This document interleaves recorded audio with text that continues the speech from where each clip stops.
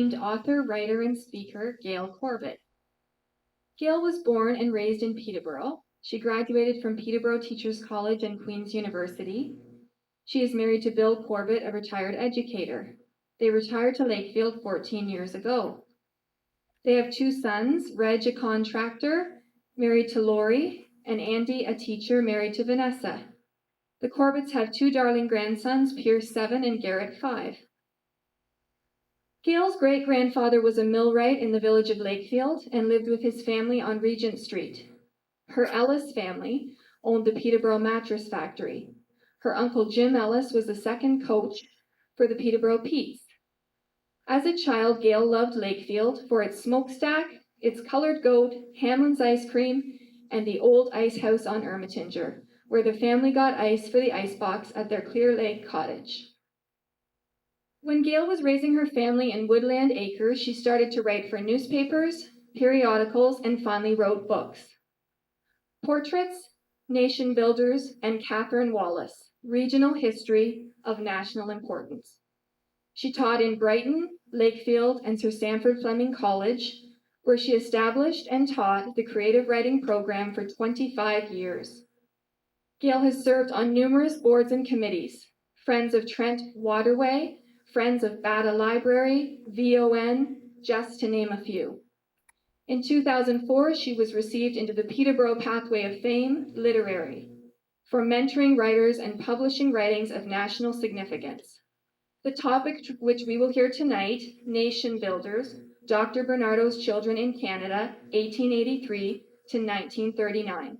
Please help me give a warm welcome to Mrs. Gail Corbett.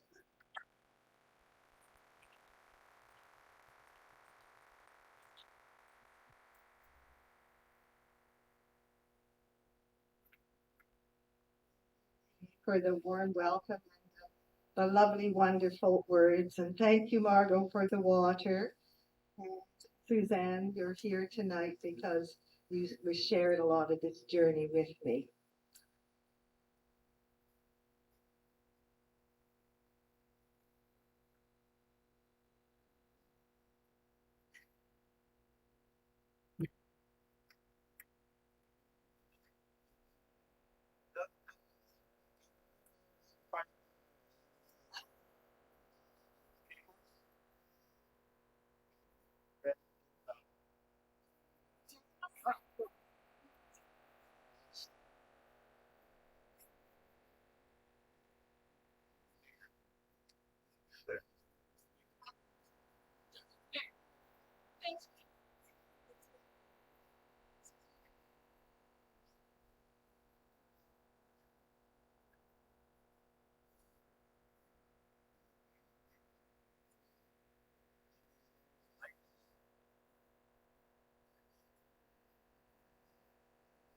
Yeah, that's great.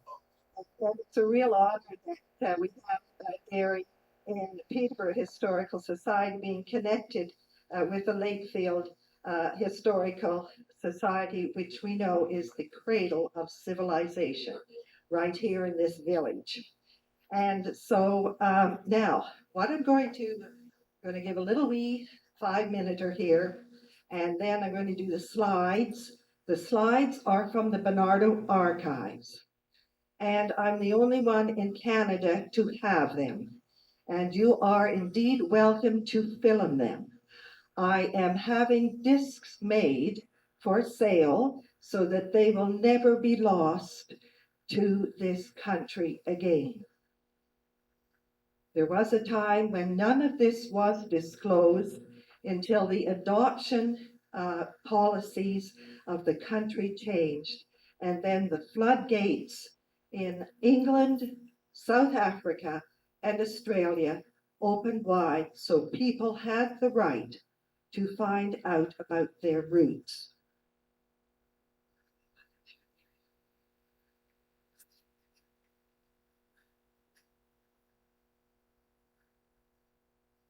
Isn't it lovely to live in a village? I was just out there and the river running through, coming down from all the northern lakes, and our waters spreading through here, and our forests and land untouched. rivers still unharnessed. And that's why we came here, because there we were poor and there was a class system. Who just mentioned the middle class? We do have middle class now. We have to make sure it's never eroded, that people always have access to education so they can better themselves. I'm going to pass this around. You can have a look. I paid $50 about 20 years at an archivist sale because it's one of the only editions of Dr. Bernardo's publication. He had a whole publication firm, and he used to sell these to the wealthy, and they would tell stories that touched the heart, and he would raise money from his publication. So you have a look at that. Now I want to pay respect to Suzanne Wood. And Suzanne, can you stand up for a minute, please? Suzanne was very important in my life in this book. She is published and printed at Homestead Studios on Northey Bay Road.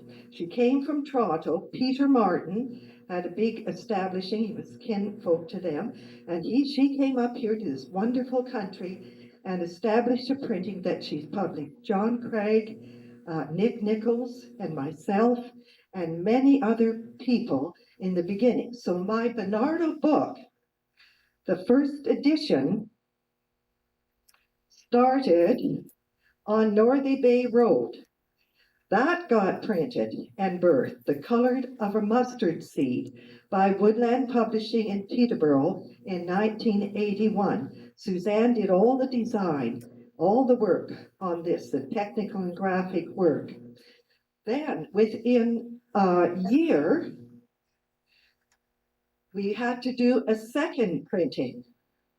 Now, by this time, there was a distributor called Cannon Books, and he had taken all through Ontario a little, you might remember there was a bookstall and it had a Canada thing at the top, a Canada maple leaf.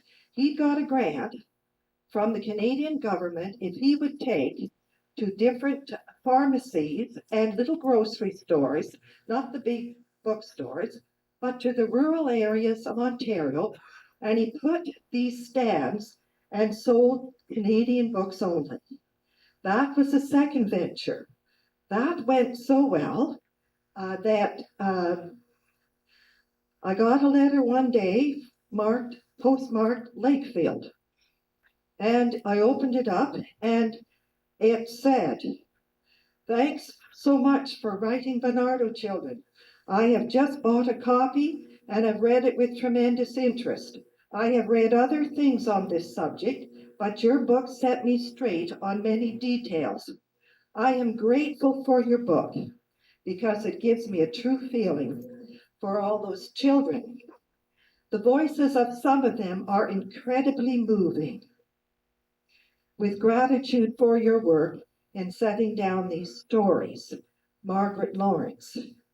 Now, when my publisher and distributor saw that I got a letter in Woodland Acres from the famous Margaret Lawrence of the village of Lakefield, they said, "Go again, print again, and this will start to fly." Now, in the meantime, I went back to Suzanne, up Northey Bay Road, up to Stony Lake, and I'm going to send that around, okay? That way. That's the second printing. Now, for the third printing, we had an event. And out in the barn, and I took my little boys, they had goats. And we ran out to the barn. Suzanne and Dawn stopped the production. We all headed to the barn, and 3 baby goats were born. And somebody said that means there will be 3 printings of this Bernardo book. So by this time, I'd been introduced to Margaret Lawrence by Jean Cole, and she says, "Oh," I told her the story of the three goats in the Homestead Studio barn and the Bernardo book, and she said, "Gail, write Pierre Burton and tell them about those 3 goats while your book's being born. Well, I couldn't do that. I didn't get around to doing that. And anyway, now while I was going through this, doing all my research, which was enormous, it took me 4 years of research to collect piles of material, which will end up at the Museum and Trent Archives, which I've already started to put material in because you downsize as you age. And so anyway, I had this wonderful gentleman, Reverend Canon Page, phone me nearly every week. A venerable, lovely gentleman from St. John's Church in Peterborough. And he'd say, Gail, how are you coming with that? Tell me what you've done. That's right, that's right, go on. And he'd phone me back the next week. He did this for over a year. And then one day I got a call. I just about had the book ready to be published. And one day I got a call that he had died. And Reverend Moore said, Gail, the widow would like you to come to the funeral, and she would like me to tell you that her husband was a Bernardo boy. So Reverend Page, I had the mentorship of one of the children all the way through this. And so the 3rd edition came out with his name on it. And then the 4th edition that you can buy from Susan Twist at Happenstance or at Chapters was put out by Dundurn Press. They bought all the rights, and this is the 4th printing, and they put a different cover on it, and they took off Margaret Lawrence's letter, and they took off Reverend Canon Page's words. But those were guiding words, and I get a little check twice a year, which is very little. It's 10% on $20. Now, you don't make a lot unless you get Canada Council grants. If you can get hooked into you can make money as a writer, but if you're not hooked in to get free living style, you just have to take your 10% and keep plugging. How we become warriors. Whoa! I'll be coming to see you. You got a grant for what? A warship? What did you get? A war?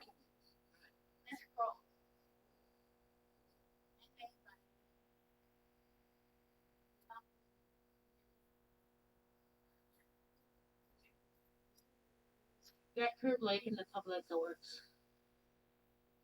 They've gone there. That's wonderful that you got that. Now, are we ready? Because these are the slides, and I hope you can get them on that. If not, I want you anyway to have a disc for your archives so that it won't be lost. So we're going to start with the pictures here. Turn on the lights. Yeah, that would be great. Thanks.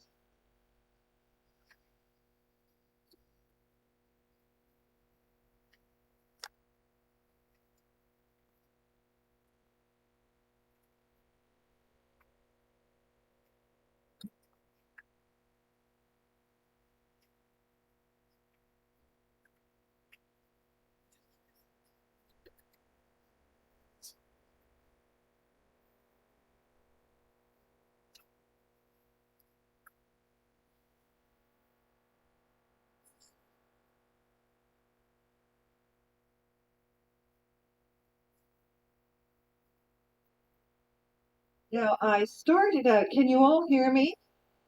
Okay, good. Is that? Okay. I started out to do an expose on Dr. Bernardo.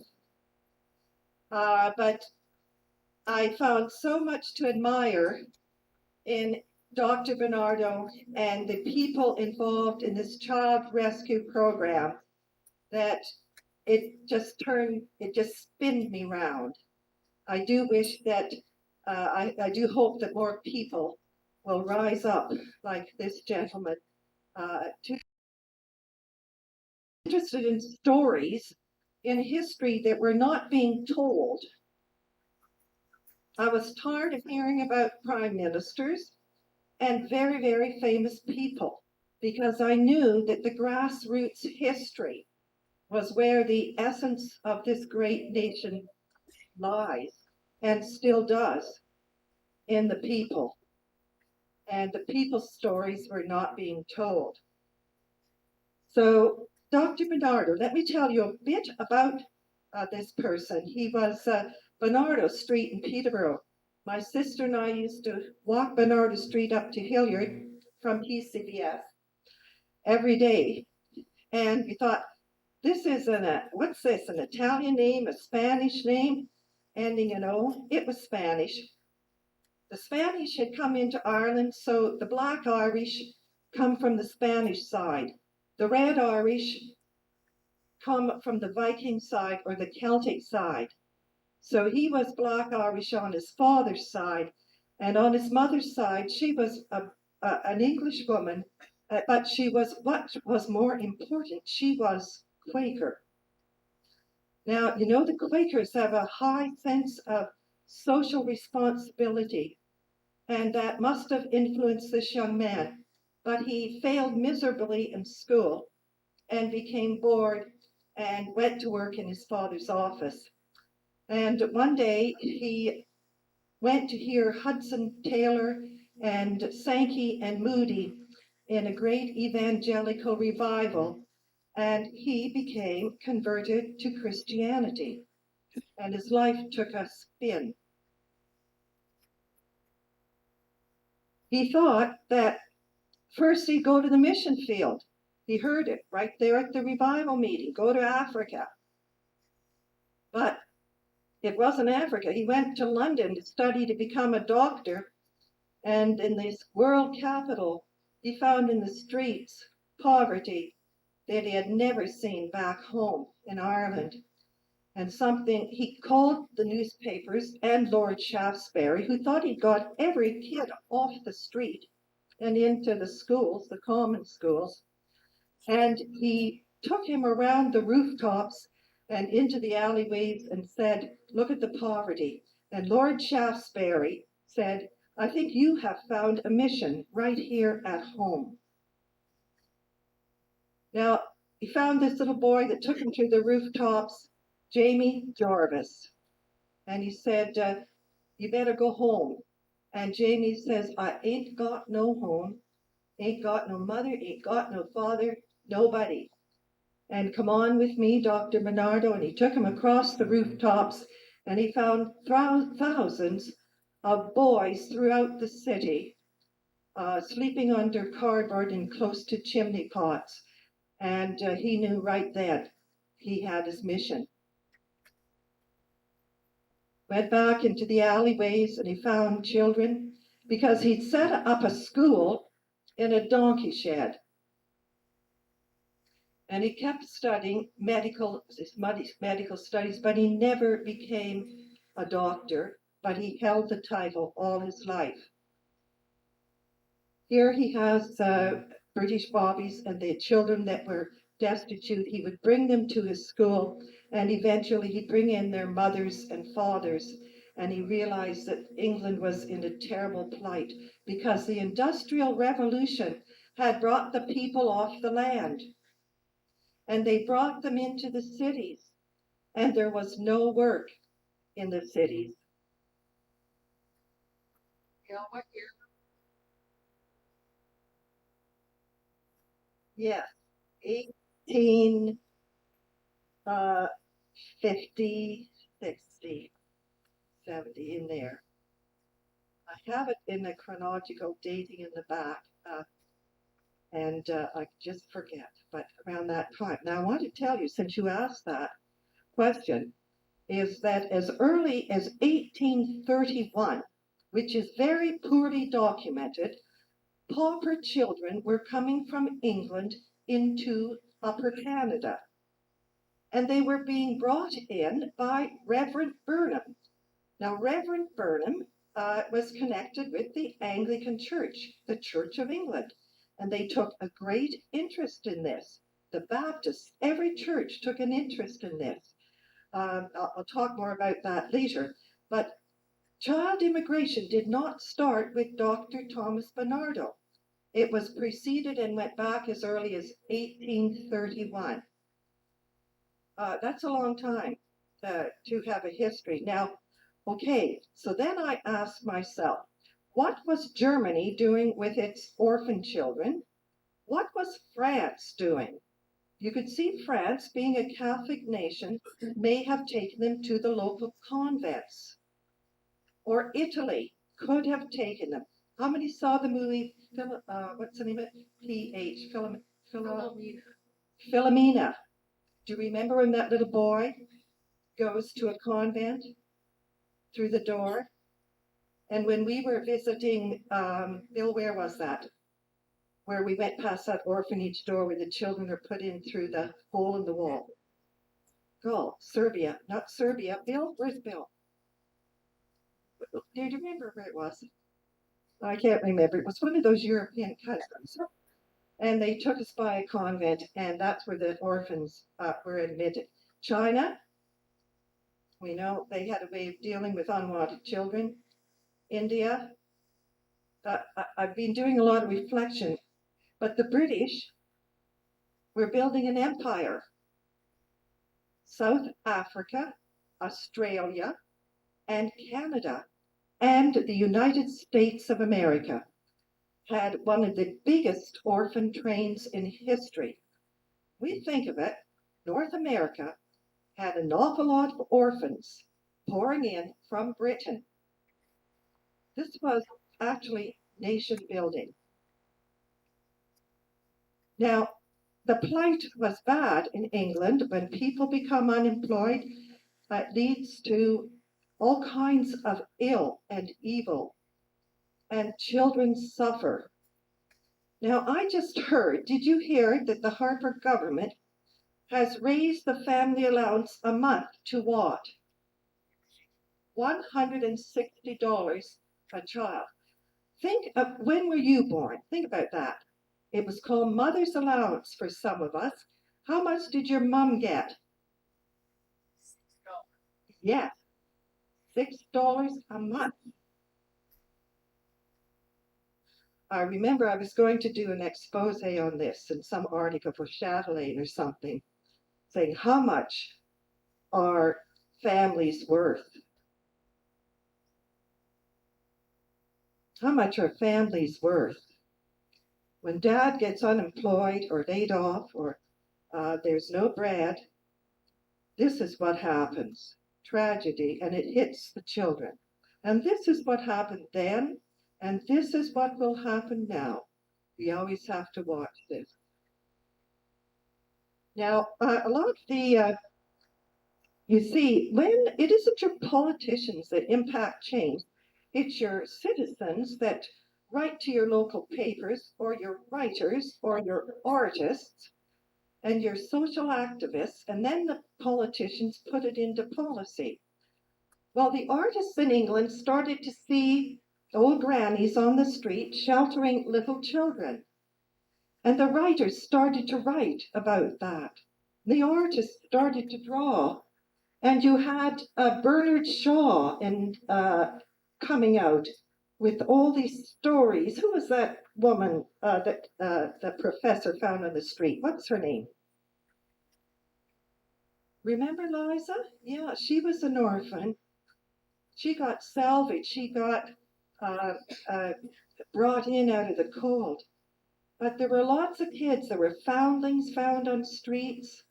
And you had a lot of people selling flowers. This was the big thing, to sell flowers. Or the matchstick girl. She was a little orphan. They had to figure out ways of living. So the artists and all the arts.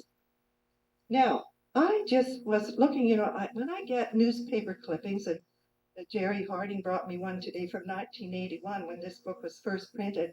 I sometimes take these and stuff them in the books they pertain to. I came across a letter, handwritten, from a gentleman who was 80 years old. And he said, and when I was in Newcastle, and I just found that today, and this is a picture of Newcastle that was from the Bernardo archives. A lot of the children were found in large cities. I talked with children, many of them, they're mostly all deceased now that I interviewed, and most of the original Bernardo children are deceased. So it's the stories going on through their children now. And they would remember picking food, peels out of grates. I remember one woman in Newmarket. I could just smell the orange rind as she reached her hand through the grate, the way she remembered it in her child mind. And this is such a city. Now, this could be any place in the world. It isn't. It's someplace in the British Isles, but it could be any place today in the world. So what is the point of us looking at these pictures? What is the point of us talking about the people coming out of the river unless it's to put up fences and guard our people? That's why historical societies are important, because we hope that our species will learn. And we are sometimes in grief because we don't learn. In grief, in great grief. Now, this picture went to the National Gallery, and all the lords and ladies in the upper crusts came, and they looked and they saw beauty and a child in despair. And Dr. Bernardo capitalized on that. He hit their pocketbooks, and he brought them in through their hearts, and they started to build places of shelter for poor children. And that he was a clever businessman. His dad actually worked for the Hudson Bay Company and had been to Canada, so he knew all about quite a bit about Canada. Now, this is a painting of the Stephanie Causeway. That was the first building they got, and children that were destitute could come up to the door and come in if they were dead. I actually talked to a person in England, and she said, Gail, I nearly signed myself into Dr. Bernardo's. It was an ever open door. There were no questions asked. Yes, he was taken to court for kidnapping children. He was at once accused of being Jack the Ripper. He had unusual court cases brought, and it's all documented. But he kept on dreaming about children in the river with their hands extended and asking to be lifted out of the mire. No destitute child ever refused. How did that sign get up? Well, he had this board of directors, and they said, we've got to be careful who we let in here. We can't accept everyone. They'll all have to be screened. And a few days later, a little boy called Carrots, because his hair was red, was found dead under a bridge. And Dr. Bernardo was very irate, and he said, no destitute child ever refused. New policy. The train tracks are there because they're going to go up to Liverpool. Now, because he had an ever open door, he had to have a back door. And that's where Canada comes in. Everyone was immigrating to Canada, the land of milk and honey, water, fields, timber, opportunity. Now, these were pretty young kids. When I went to the National Archives to do my research, I scrolled through thousands of names and looked at their names, and they were just about the age of my kids at that time, 4 and 7, some of them. And when I saw the number of children, I had majored in history at Queen's University. I had walked up Bernardo Avenue. I'd read a lot of history. I had never seen this. I just broke down and wept when I looked. how could this history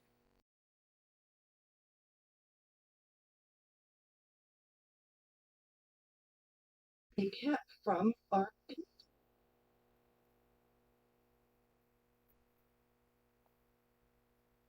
Now, here we have, as Dr. Bernardo's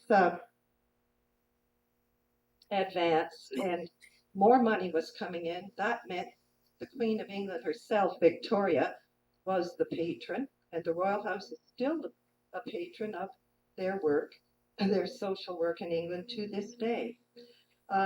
He hired a lot of photographers. He was the first one in history to document all his records. If about children, if you know, like the OSR cards, the Ontario school cards, everyone that goes through school, we all have cards, and we have pictures, school pictures taken, and little notes made about us. Now, you all have a right to see that now. There was a time when you didn't. But if I wanted to go back and see what Miss Brown said to me in Queen Elizabeth School in grade 4, I have the right to do that, okay? And so he was the first one to make records. But he would use these in booklets, that Bubbles book I sent around, and pamphlets to advertise the work, the good work they were doing. Now, look, you know that old saying about idle hands. What is that? Your dad or mom might have said, idle hands. Jack can't be idle. Idle hands. Yes, here? Yes, idle hands makes the devil's work. So you never let a child be idle. You must keep him busy, him or her busy at something all the time. The mind must be engaged and the hands at work. Whoops, whoops, we've come back.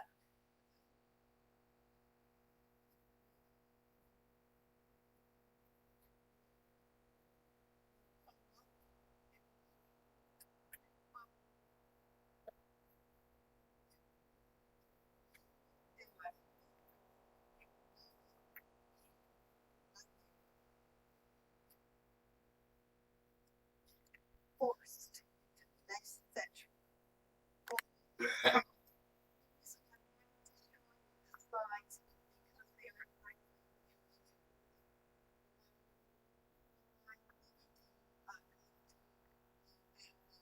Reissued.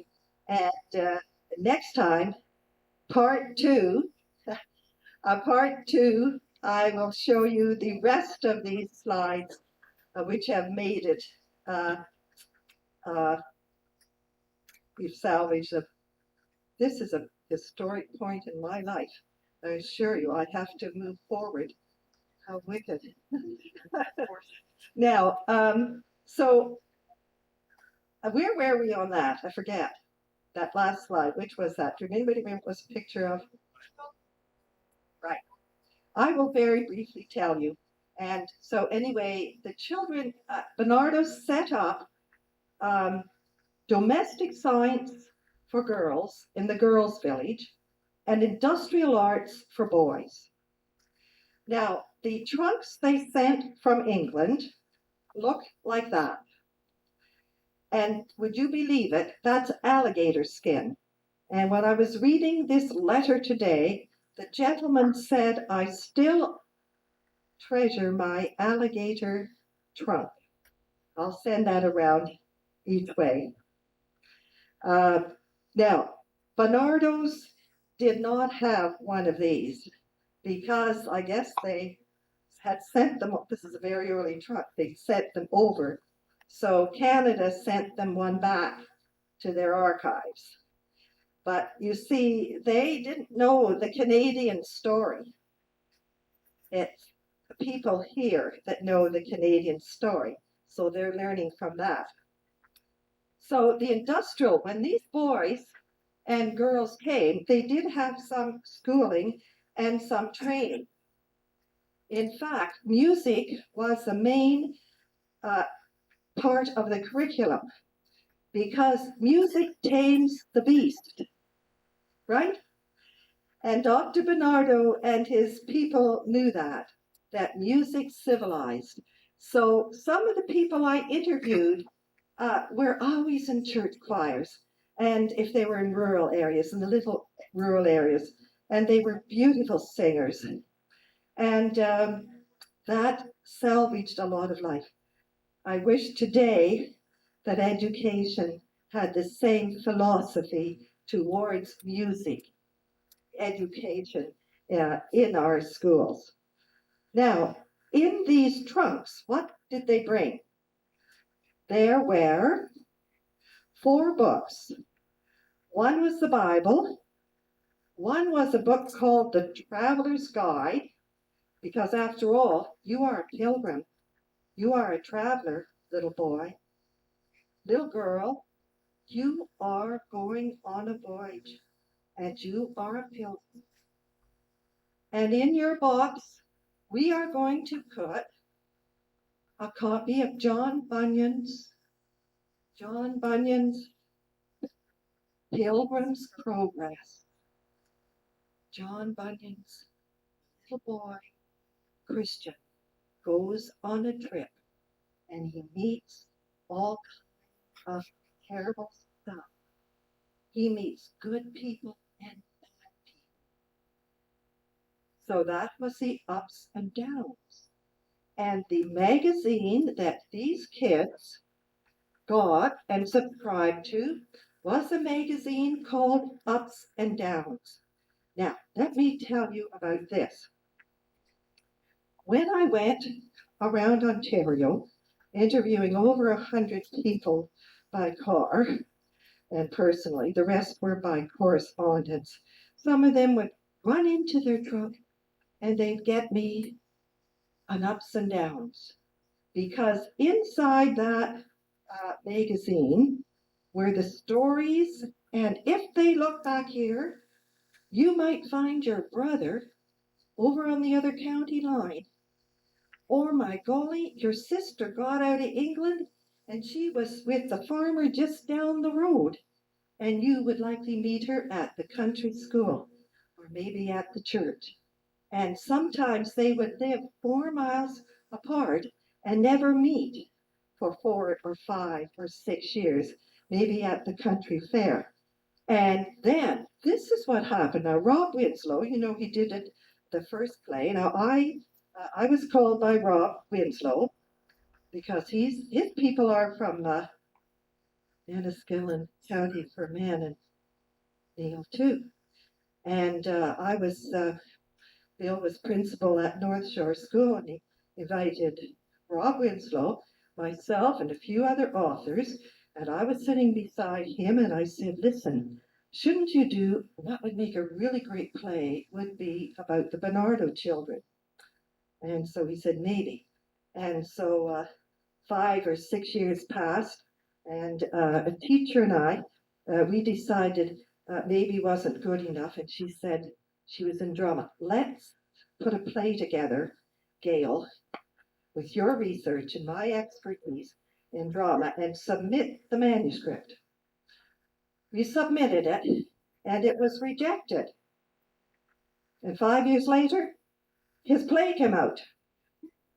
Now, I'm very happy about that. I got credit and everything, and it helped sell more books. But then the next thing were these soldiers, you see. Now, I have submitted all my ups and downs to the Trent Valley Archives, and these are extra copies. You know how I got these? One of the judges' wives in one of the counties came to me and she said, Gail, she says, I think that my husband's mother or grandmother came with this immigration. We hear that you have a lot of ups and downs in your office. And I said, yes, I do. How can I help you? She said, I hope you would say that because I went to school with your brother at Thomas A. Stewart. Have to. So she said, what I'll do as a deal, you lend me all those and I'll take them to his office and we'll do duplicates. So I have all these duplicates. The originals are all at the Trent Valley Archives, okay? And that's where the duplicates will go to the Centennial Museum.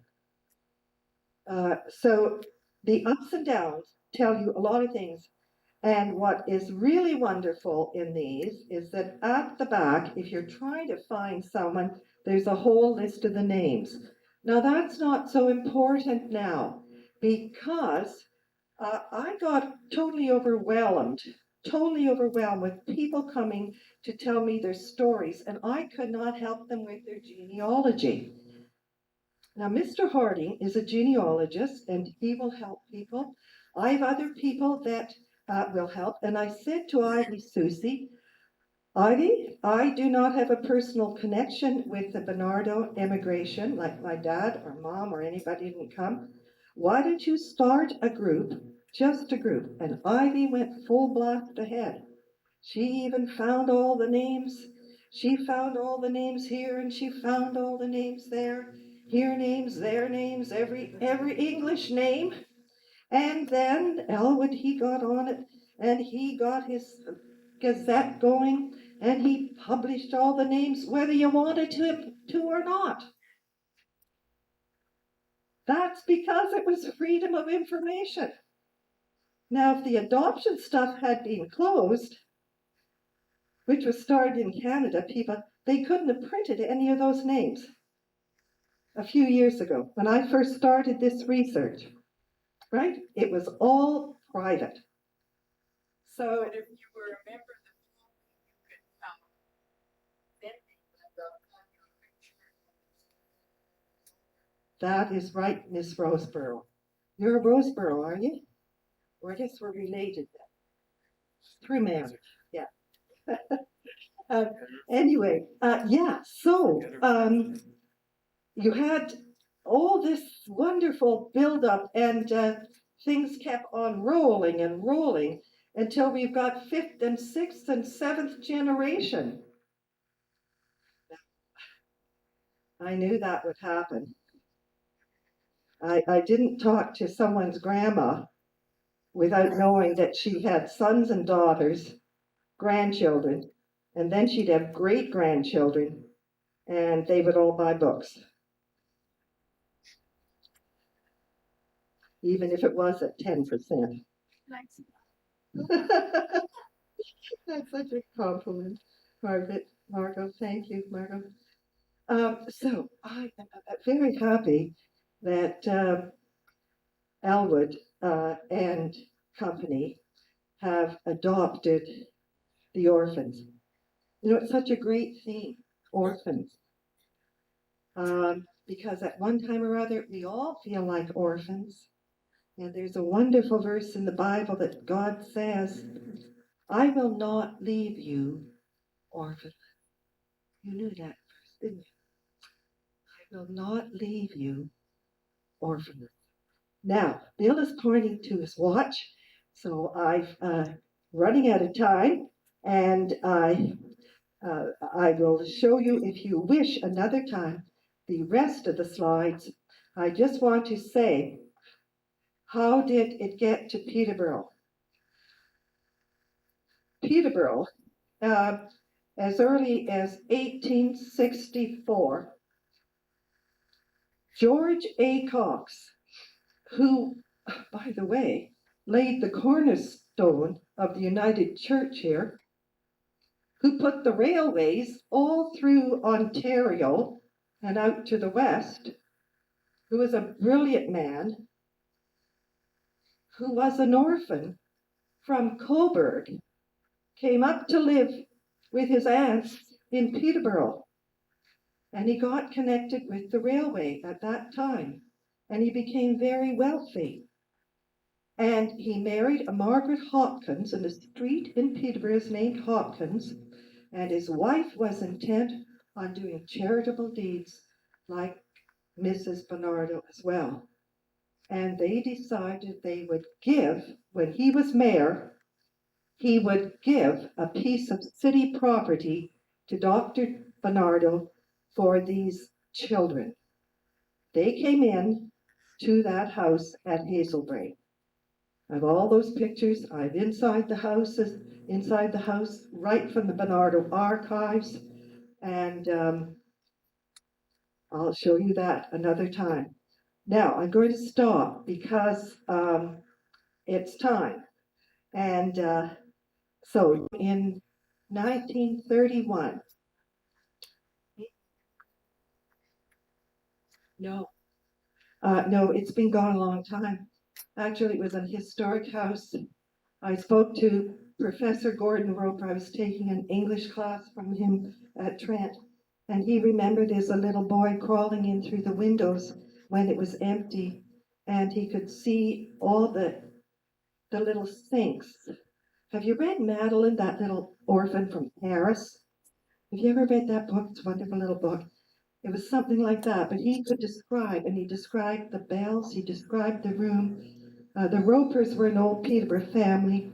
He had crawled in through their window when he was a kid. And that house is totally demolished. It's O'Carroll, I think.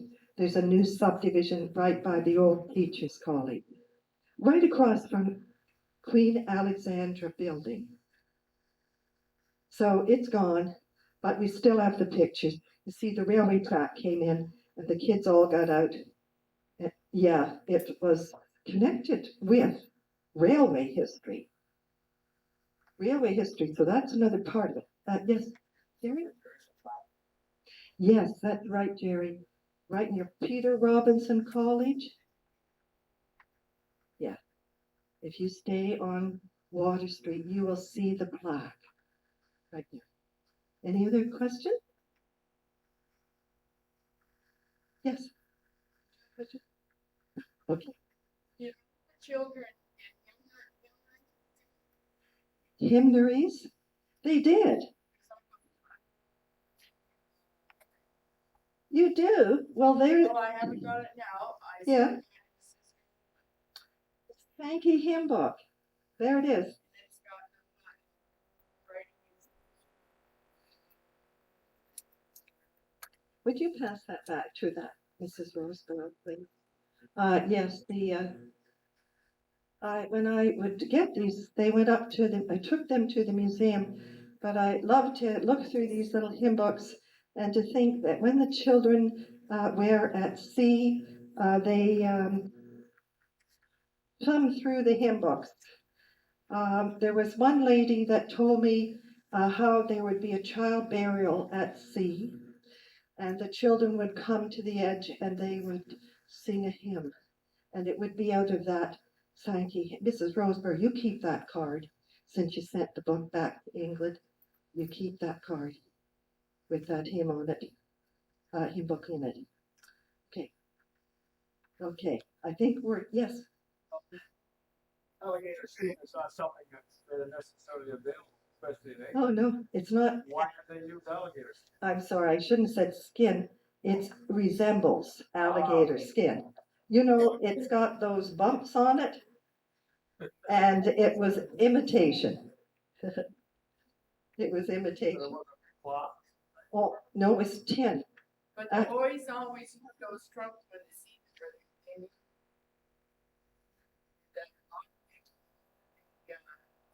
Foster parents. Mm-hmm, that's right. And there are many stories that are still buried, and we may never hear them because this is such personal history. All I want to tell you is that one of the prime ministers of Australia went there with Bernardo, and when he became prime minister, he said he had come with the immigration. I know of 3 school principals that came with the immigration as Bernardo boys. My first school superintendent, one of the finest men I have ever known, was Bernardo, came with Dr. Thomas Bernardo, and they had fallen into very good situations, and they were very glad they had left England. Some people went back. My husband's cousin Skyped us from the south of France, and he said, Gail, he said, you know, all God's creatures, Linda Bellingham, one of the actresses, just died, and she was a Bernardo girl who had come to Canada and gone back to England. If a child had come here and the parent got on his feet or her feet, or an aunt, a spinster aunt sometimes brought the children back across the Atlantic, they would go back. And so sometimes the children did leave here. I had a professor of French, but his specialty was folk art. And he'd found a woman, Maud Eads, and he said, "Can you help me find her?" And we were able to trace her into this area, and we found a lady that remembered her coming in from chores and sitting and drawing and sketching. Maud's aunt brought her back to England, and she became a celebrated artist. Uh, I had someone phone me and say, "Gail, could you tell me all the good stories, all the famous people?" I could. I could tell you that. People that had done well and become very celebrated in their different disciplines. But those are all private stories. And as a writer and a journalist, I'm committed to silence on that. There were many good stories. So when I hear the bad stories, I say there are bad stories in every part of life. So I celebrate these children who came because they built our nation. Thank you.